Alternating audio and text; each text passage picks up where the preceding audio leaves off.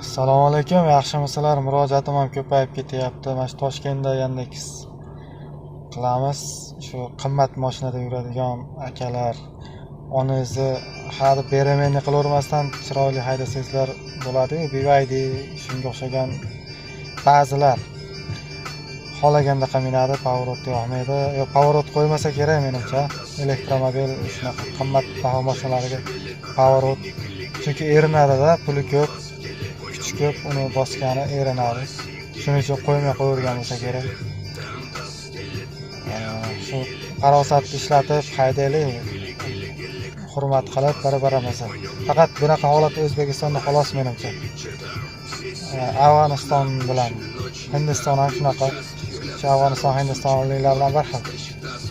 Haydaymiz, akalar. Iltimos, o'zlaringiz bosib olib hurmat qilinglar. U mashina ichidagi hamma ham aka-uka shunaqa musulmonmiz-ku, aka-ukamiz, opa-uka shunaqa hamma qarindosh urug' musulmonlar. Shuni esdan chiqarmanglar akalar. Chiroyli haydanglar. Sizlar kontrol qilib yurishga to'g'ri kelyapti-da. Tegib ketsak, bizga jabr bo'lsa kerak, menimcha hech qanday sizlar qilmasalar kerak.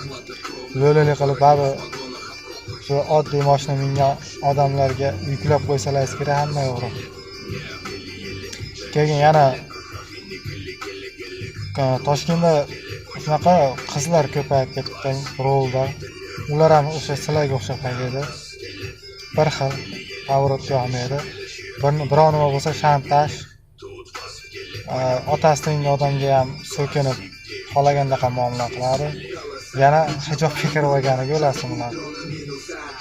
Shular ko'rsin akalar, shuni paddashga qo'yib shunday turib qo'ysalaringiz, bu befarosatlar ko'radi, sal farosat kiramyo. Mendan kattalar ham aytganmi bu gapni.